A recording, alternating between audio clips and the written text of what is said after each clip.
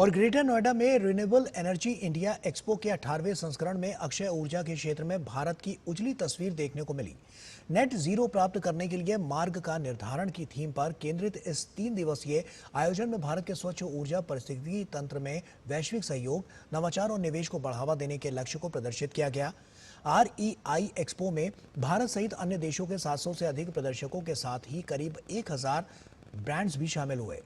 Expo में सौर विनिर्माण, बैटरी स्टोरेज, ईवी चार्जिंग और पवन ऊर्जा सहित अक्षय प्रौद्योगिकियों की पूरी श्रृंखला प्रदर्शित की गई है। एक्सपो का जायजा लिया हमारे संवाददाता अजीत द्विवेदी ने। ग्रेटर नोएडा में चल रहे रिन्यूएबल एनर्जी इंडिया एक्सपो में यहाँ पर भारत सहित दुनिया भर की करीब 1000 से ज़्यादा जो है वो कंपनियां यहाँ पर आई हुई हैं, ब्रांड्स यहाँ पर आए हुए हैं और इसमें चीन, जर्मनी, जापान जैसे देशों ने यहाँ पर नई नई तकनीकें जो है वो यहाँ पर प्रदर्शित की है और दिखाया है कि किस तरीके से जो है वो रिन्यूएबल एनर्जी का भविष्य यहाँ पर हो सकता है। मेक इन इंडिया कंपनियाँ भी यहाँ पर हैं जो कि यहाँ पर दिखाती हैं कि किस तरीके से जो है भारत जो है वो रिन्यूएबल एनर्जी की तकनीक में जो है वो लगातार आगे बढ़ रहा है, लगातार प्रगति कर रहा है।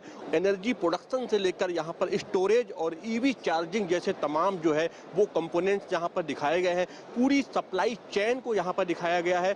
साथ ही ये भी दिखाया गया है किस तरीके से अब जो रिन्यूएबल एनर्जी है वो किस तरीके से सस्टेनेबल बन रही है, किस तरीके से किफ़ायती बन रही है और साथ ही अब ये जो है नई तकनीक के माध्यम से रिन्यूएबल एनर्जी और सेफ बनती जा रही है। यही यहाँ पर एक्सपो में दिखाया गया है। साथ ही यहाँ पर बैटरी का अलग सेगमेंट है जहाँ पर कि बैटरी स्टोरेज यानी कि जो एनर्जी है उसकी स्टोरेज को लेकर किस तरीके से काम किया जा रहा है और अब लिथियम आयन के साथ साथ दूसरी जो बैटरियाँ हैं वो किस तरीके से कैपेसिटी बढ़ा रही हैं, किस तरीके से सेफ्टी के साथ में जो है एनर्जी को स्टोर कर रही हैं, उसका भी यहाँ पर प्रदर्शन किया गया है। बैटरी बहुत अच्छा परफॉर्म कर रही है और जिस हिसाब से इसका पेनिट्रेशन हो रहा है सोलर के अंदर भी, इलेक्ट्रिक व्हीकल्स के अंदर भी, आप देखिए अभी लास्ट मंथ तक 7.25% ईवी का पेनिट्रेशन इंडियन इंडस्ट्री में हो चुका है।